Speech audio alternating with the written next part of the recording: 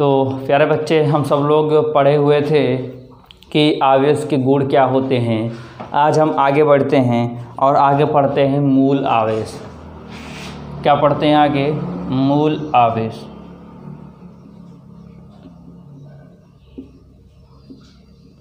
मूल आवेश होता क्या, जिसको बोलते हैं फंडामेंटल चार्ज। क्या बोलते हैं? Fundamental charge. ठीक है, इंग्लिश में बोलते हैं इसको फंडामेंटल चार्ज।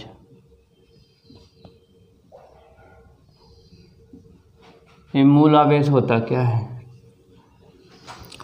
मूल आवेश एक प्रकृति में कह सकते हैं स्वतंत्र या प्रकृति की देन है।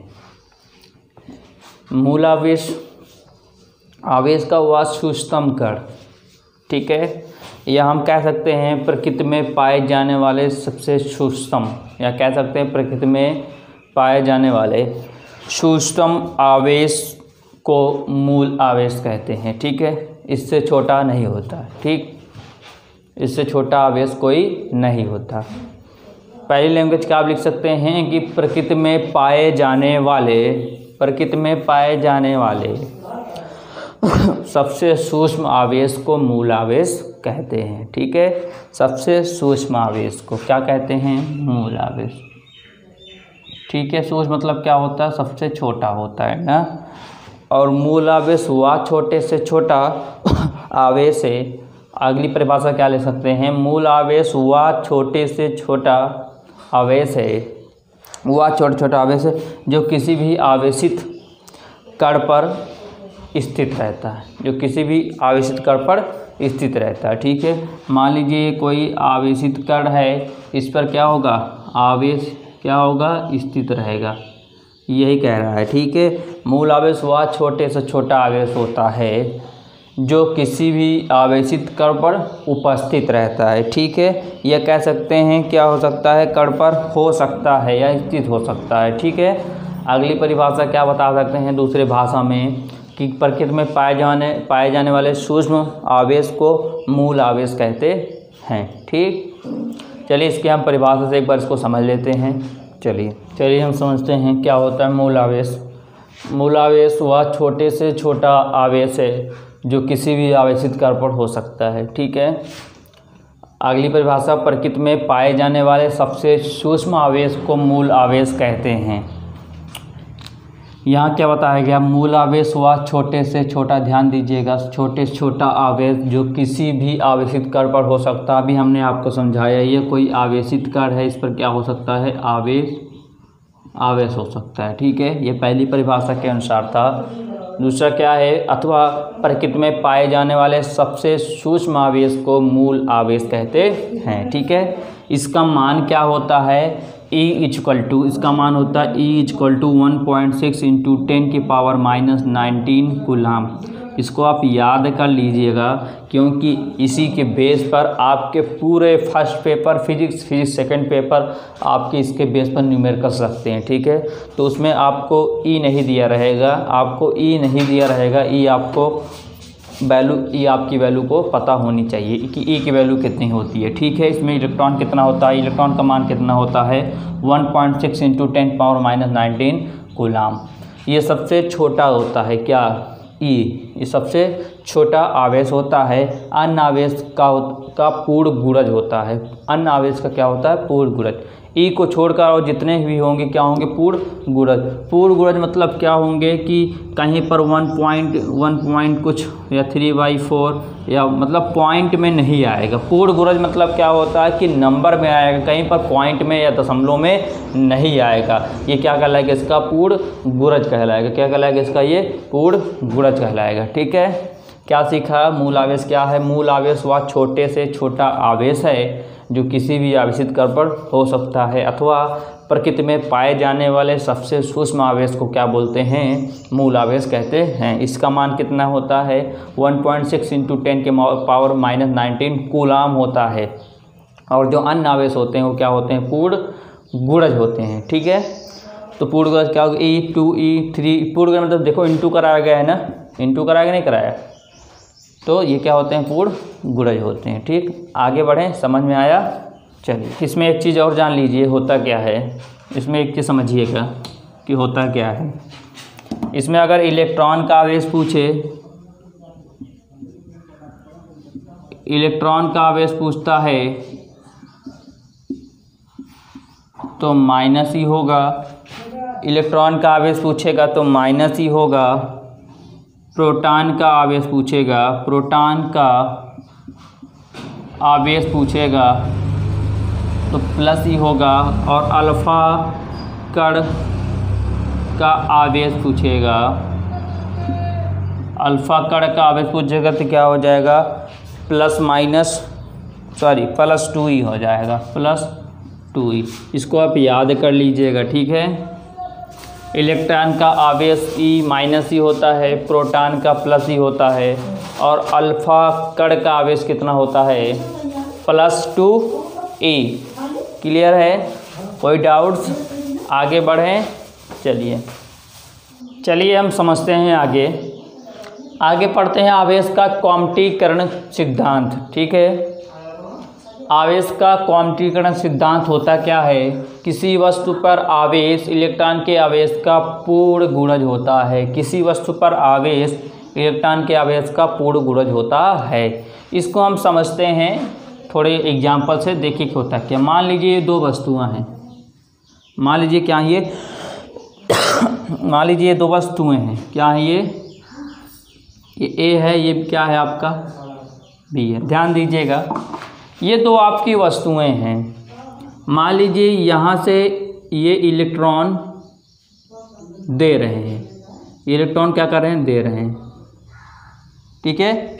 ये क्या कर रहे हैं, इलेक्ट्रॉन दे रहे हैं। कितने इलेक्ट्रॉन दे रहे हैं पता नहीं है, तो क्या मान लिया इसको, n। क्या मान लिया, n, ठीक है। ये क्या कर रहे हैं, इलेक्ट्रॉन वस्तु पर इलेक्ट्रॉन क्या कर रहे हैं, दे रहे हैं, ठीक है।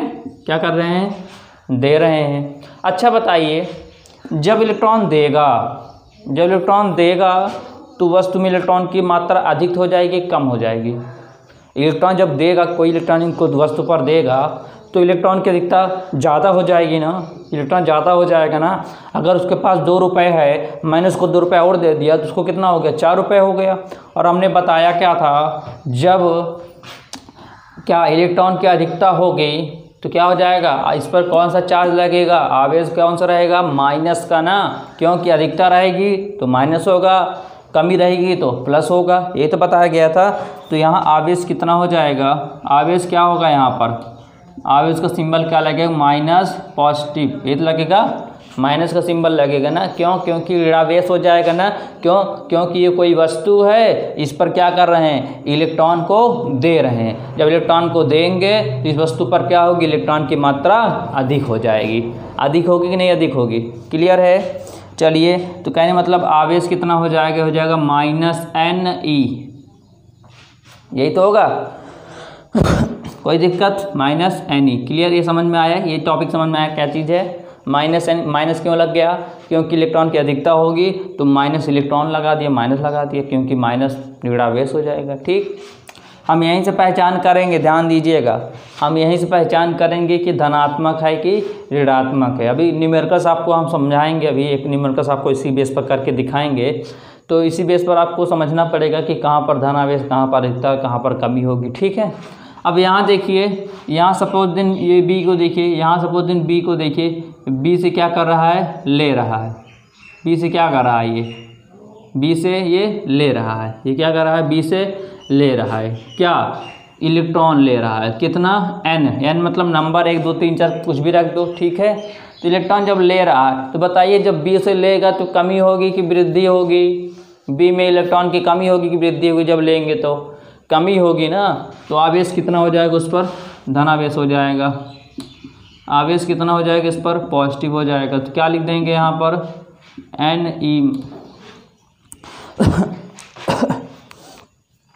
क्लियर हो कि नहीं क्लियर हुआ, कोई डाउट, कोई समस्या, समझ में आया। चलिए इसको करते क्या हैं। n क्या होता है, जहाँ पर इलेक्ट्रॉनों के स्थानांतरण की स्थिति को दर्शाता है, ठीक है। स्थानांतरित इलेक्ट्रॉनों की संख्या कितनी है कितनी नहीं है, ये n डिसाइड करता है, ठीक है। समझिए फिर से, एक दो वस्तुएं थी, इसमें से इलेक्ट्रॉन क्या कर रहे हैं, दे रहा है, कोई बाहर से इलेक्ट्रॉन अंदर को दे रहा है। जब देगा तो वस्तु में अधिकता हो जाएगी, जब अधिकता हो जाए तो क्या लग जाएगा, माइनस का सिंबल, क्योंकि ऋणावेश हो जाएगा। अधिक होगा तो कमी हो जाएगी, आप पता है, इससे पहले हम पढ़ा चुके हैं। ठीक है, यहाँ पर क्या है, ये बी है, बी से क्या कर ले रहा है, जब किसी वस्तु से लेगा तो कमी होगी, जो कमी होगी क्या किसका सिंबल लगेगा, धनावेश का, ये हो गया। तो समझ में आया। एन क्या होता है, इलेक्ट्रॉनों की स्थानांतरित संख्या होती है, तो इलेक्ट्रॉन कितने हैं कितने नहीं, ये एन आपको दर्शाता है। ठीक है, तो आवेश को हम किससे डिनोट करते हैं, क्यू से। किससे डिनोट करते हैं, क्यू से। यहाँ माइनस, यहाँ प्लस, प्लस माइनस कर दीजिए, उसके बाद क्या लिख देंगे, एन ई। ये क्या बन गया आपका एक फार्मूला। समझ में आया फार्मूला कहाँ से आया, ये फार्मूला क्या बन गया, Q equal to plus minus N E. ठीक है, प्लस होगा तो प्लस लेंगे, माइनस होगा तो माइनस लेंगे, ऋणावेश होगा तो कम, अधिकता होगी तो ऋणावेश लेंगे, कमी होगी तो धनावेश ले लेंगे। ठीक है, आवेश को हम क्यू से डिनोट करते हैं, ये दोनों प्लस माइनस था, प्लस मान ली एन हो गया, ई क्या होता है, इलेक्ट्रॉन होता ही है। ठीक है, तो कोई दिक्कत, आप लिख सकते हो जहाँ क्यू इक्वल टू, आप लिख लोगे जहाँ क्यू इक्वल टू आवेश, एन इक्वल टू क्या, इलेक्ट्रॉनों के स्थानांतरण की संख्या, ये लिख सकते हैं। एन क्या है, स्थानांतरित इलेक्ट्रॉनों की संख्या। कहने का मतलब हम क्या कर सकते हैं, इलेक्ट्रॉनिक स्थानांतरों की संख्या, या हम कह सकते हैं यन। यन क्या है, यन जहाँ 1, 2, 3, डाटा रख सकते हैं भाई, कुछ भी हो सकता है यन। ठीक है, ई क्या है, ई क्या है, इलेक्ट्रॉन, ये तो है। समझ में आया, कोई डाउट्स, कोई समस्या। यहाँ पर देखिए कह रहा किसी वस्तु पर आवेश, इलेक्ट्रॉन के आवेश का पूर्ण गुणज होता है। पूर्ण गुणज हमने बताया था क्या होता है, पूर्ण गुणज में कितना होगा, ये पॉइंट वॉइंट तो नहीं आएगा, पॉइंट ये क्या है, पॉइंट या अपॉन में डिवाइड में नहीं आएगा। ठीक है, तभी क्या होगा, पूर्ण गुणज होगा। ठीक, तो क्या सीखा, आवेश का क्वांटीकरण, किसी वस्तु पर आवेश, इलेक्ट्रॉन के आवेश का पूर्ण गुणज होता है, इलेक्ट्रॉन के आवेश का पूर्ण गुणज होता है। इसमें 3/4, 4/3, 3.6 इस तरह वैल्यू नहीं आएगी। ठीक है, तो पूर्ण गुणज कहलाएगा वो। तो हमने सीखा दो वस्तुएं थी, इलेक्ट्रॉन दे रहा है तो क्या निकला, माइनस एन निकला, इलेक्ट्रॉन ले रहा है तो प्लस एन निकल गया, और दोनों को मिला दिया तो क्या बना, एन, ये क्यू हो गया। तो ये फार्मूला तैयार हो गया। तो समझ में आया सबको, आगे चले। चलिए अब एक न्यूमेरिकल, इस बेस पर एक न्यूमेरिकल सॉल्व कर लेते हैं। चलते हैं हम, ये क्वेश्चन आपके सामने लग चुका है।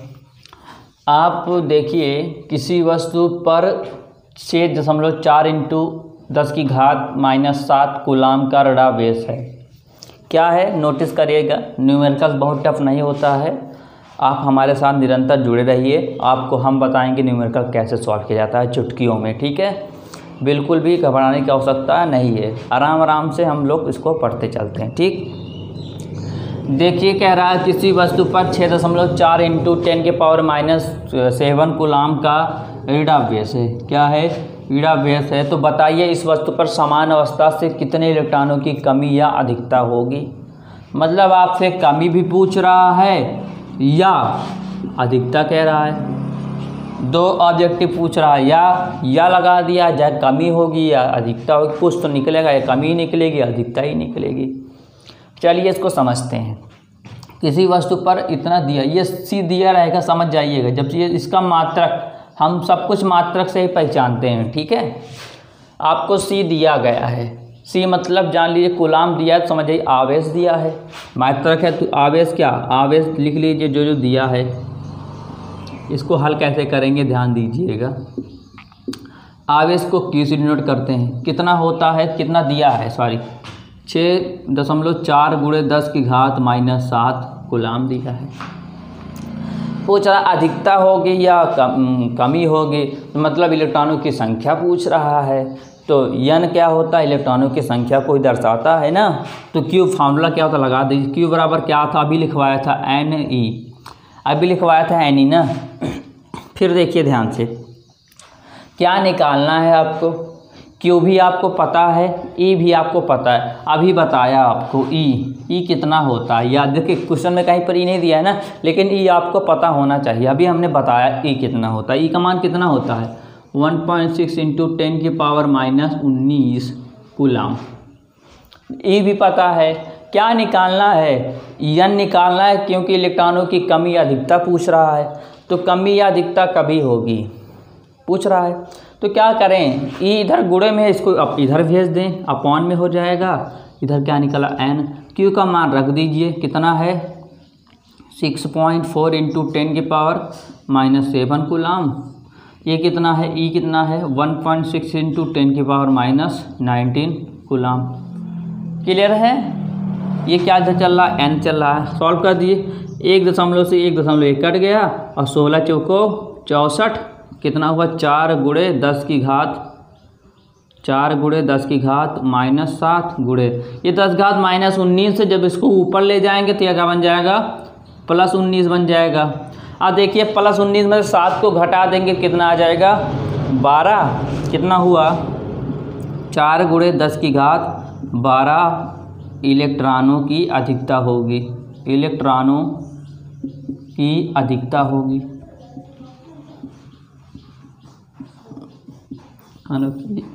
अधिकता होगी। अब आप सोच रहे होंगे हमको कैसे पता लगा इलेक्ट्रॉनों की अधिकता होगी। ध्यान दीजिएगा, इलेक्ट्रॉनों की अधिकता कैसे होगी, यहाँ पर देखिए लिखा क्या है, ये देखिए ऋणावेश है। जब ऋणावेश होगा तो इलेक्ट्रॉनों की अधिकता होगी, जब धनावेश होगा तो इलेक्ट्रॉनों की कमी होगी। तो समझ में आ गया ना, डाउट सारे क्लियर हो गए होंगे ना, अब तो समझ में आया होगा कैसे करते हैं। तो अगर ऋणावेश है तो क्या लिख दिया, इलेक्ट्रॉनों की अधिकता हो गई, धनावेश होता तो इलेक्ट्रॉनों की कमी लिख देते।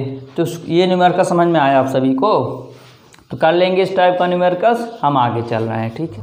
चलें प्यारे दोस्तों आगे चलते हैं। वैद्युत आवेश का संरक्षण का नियम, या तो वैद्युत आवेश का संरक्षण नियम बोलेंगे, या कैसे वैद्युत आवेश का सिद्धांत भी होता है, ठीक है। तो देखिए, जब दो वस्तुओं को परस्पर रगड़ा जाता है, ध्यान दीजिए कुछ भी रटाना नहीं है, हमने आपको बताया कि आपको हम फार्मूले और डेरिवेशन उस फिगर चित्र से हम सब कुछ आपको समझाएंगे। जब दो वस्तुओं को परस्पर रगड़ा जाता है तो दोनों वस्तुओं पर एक साथ विपरीत प्रकृति परंतु समान परिमाण के आवेश उत्पन्न हो जाते हैं, ठीक है। इस प्रकार दोनों उत्पन्न आवेश की मात्रा कुल 0 होती है। नहीं समझ में आया, चलिए कोई बात नहीं। ये दो वस्तुएं ले लीजिए, ए हो गया, ये क्या हो गया, बी हो गया, ठीक है। इन दोनों को मैं पहले अलग अलग रख दिया। कह रहा है जब दो वस्तुओं को परस्पर रगड़ा जाता तो वस्तु एक साथ विपरीत, यहाँ मान लीजिए प्लस हो गया, यहाँ मान लीजिए माइनस है, ठीक है। दो वस्तु हैं, जब दो वस्तुओं को रगड़ते हैं, जब दो वस्तुओं को एक साथ क्या करते हैं, एक साथ क्या करें, इनको रगड़ दें, एक साथ रगड़ दें। जब रगड़ने पर एक साथ विपरीत प्रकृति, विपरीत प्रकृति मतलब एक प्लस एक माइनस प्रकृति हो गया, परंतु समान परिमाण के आवेश उत्पन्न होते हैं। समान परिमाण मतलब यहाँ भी एन ही हो जाएगा, यहाँ भी एन ही हो जाएगा। ये तो सेम है आपका, ये चीज़ समझ में आया आप सभी को। ये भी दूर दूर हैं वस्तुओं, ठीक है, अलग अलग रखी गई हैं। इनको जब दूर रखे हैं, इस प्रकार दोनों पर उत्पन्न आवेश की कुल मात्रा 0 रहती है, ठीक है। जब नहीं रगड़े हैं तब भी मात्रा क्या है, इनकी 0 है। क्या है, मात्रा 0 है। ध्यान दीजिएगा, इसमें कह रहा है जब दो वस्तुओं को परस्पर रगड़ा जाता है, जब रगड़ रहे हैं तब भी क्या आ रहा है, 0 आ रहा है। मतलब मान लीजिए ये एक मार्कर, ये एक मार्कर, ये है, दो मार्कर हैं और दोनों को पहले रख रहे हैं, ये दोनों को मार्कर रख दिया, एक पर प्लस चार्ज है, एक पर माइनस चार्ज है, ठीक है। और जब तक रगड़ेंगे नहीं प्लस माइनस माइनस, वैसे भी देख सकते हैं हमारा 0 आ जाएगा, ठीक है। क्यों 0 आ जाएगा, क्योंकि जो कह रहा परिमाण यानी यहाँ पर भी यानी जो परिमाण आएगा वो दोनों सेम होगा। जब सेम होगा, मान लीजिए आपका यहाँ पर 2 आया, यहाँ पर भी 2 आया, यहाँ प्लस था, यहाँ माइनस था, तो कितना आ जाता, 0 आ जाता, 0 ना। तो आप वैसे देख सकते हो, जब दो वस्तुएं हैं, ठीक है, और उनको अलग अलग रख रहे हैं, एक बार प्लस का एक बार माइनस का, अब परिमाण समान आ रहे हैं, समान आएंगे तो क्या होगा, तब भी 0 होगा। क्या कुल मात्रा क्या होगी, 0 होगी। परंतु जब इसको हम क्या करें, रगड़ दें, इन दोनों मार्कर को क्या करें, आपस में रगड़ दें। रगड़ने पर ये क्या होंगे, विपरीत प्रकार के इनके प्रकृति हो जाएगी, एक प्लस एक माइनस हो जाएगी, लेकिन इनका जो परिणाम होगा क्या होगा, समान होगा। समान होने के बावजूद ये क्या होंगे, मात्रा क्या होगी, शून्य होगी। ठीक है, तो क्या कह सकते हैं, देखिए बिल्कुल, जब इनको रगड़ा, मान लीजिए सपोज दिन इनको मैं रगड़ दिया, क्या कर दिया, रगड़ दिया, तो कितने आवेश मिले, प्लस Ne, और ये यहाँ से क्या मिला, Ne। इनको जब करें कितना आ जाएगा, 0 आया ना। मतलब कह क्या सकते हैं, हम कह सकते हैं रगड़ें या न रगड़ें कुल क्या होगा, शून्य होगा। तो आगे दिया गया है, अतः वैद्युत आवेश ना तो उत्पन्न किया जा सकता है और ना ही नष्ट किया जा सकता है। ठीक है, यही वैद्युत आवेश संरक्षण का नियम कहलाता है। क्लियर है, कोई डाउट्स? क्या सीखा, जब दो वस्तुओं को परस्पर रगड़ते हैं तो उनमें विपरीत प्रकृति के आवेश उत्पन्न हो जाते हैं और उनका जो परिमाण होता है वो क्या होता है, समान होता है, परंतु उनमें कुल मात्रा क्या होती है, शून्य होती है। ठीक, तात्पर्य यही निकलता है कि ना तो आवेश को उत्पन्न किया जा सकता, ना तो आवेश को नष्ट किया जाता। यही क्या कहलाता है, वैद्युत आवेश संरक्षण का नियम कहलाता है। ठीक है, तो हम सीखा क्या कि वस्तुओं को रगड़ें या न रगड़ें, एक प्लस चार्ज है, एक माइनस चार्ज है, वस्तुओं को रगड़ें या न रगड़ें, वस्तुओं को मात्रा कितनी आएगी, शून्य ही आएगी। और हमने देख भी लिया, जब वस्तुओं को रगड़ दिया तो एक प्लस ही मिला, जब माइनस यानी दोनों को हमने जोड़े घटाया कितना है, ये दोनों आपस में क्या हुआ, ये दोनों आपस में कैंसिल आउट हो, कितना आ गया, 0 ही आ गया। तो हम समझ सकते नहीं समझ सकते, बिल्कुल आसान भाषा में। तो उम्मीद करता हूँ आपको ये टॉपिक अच्छा लगा होगा, समझ में आया भी होगा। ठीक है, अगर नहीं आता समझ में, आप हमारे कमेंट बॉक्स में कमेंट कीजिए, मेंशन कीजिए कि सर नहीं समझ में आ रहा है, वह फिर से बताइए, हम फिर से आपको बताएंगे। ठीक है, लेकिन उम्मीद करता हूँ नहीं आता है तो एक बार फिर से आप वीडियो को पीछे कीजिए, वीडियो को एक बार फिर से देखिए, आपको आ जाएगा। और जो लोग अभी तक हमारे चैनल को नहीं सब्सक्राइब किए हैं, चैनल को सब्सक्राइब कर दें, ताकि इस तरह वीडियो जब हम और अपलोड करें तो आपके पास नोटिफिकेशन जरिए आपके तक पहुंच सके। धन्यवाद।